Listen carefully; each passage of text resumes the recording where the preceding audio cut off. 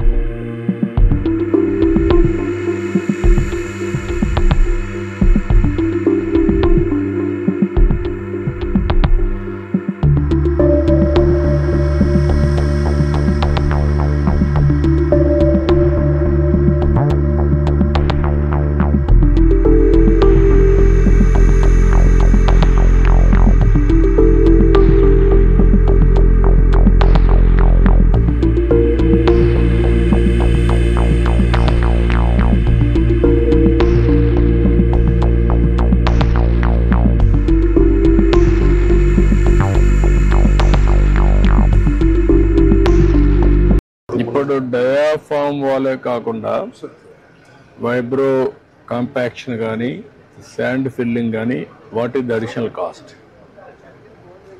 దగ్గర 300 crores. ఇది ఒక 300, అది ఒక 990, 1200. టోటల్ కవర్ వల్ల అయినా ఎఫెక్ట్ వల్ల అయినా ఇది 2000 crores కింద 2000 crores హెడ్స్ రాయండి. 200 crores ఇప్పుడు వాళ్ళు 12,000 crores ఇచ్చిన దాంట్లో ఇంక్లూడ్ చేసేసి. It's okay. ఐఎమ్ ఆస్కింగ్ నష్టం ఎంత? 2000 crores హెడ్ వైజ్.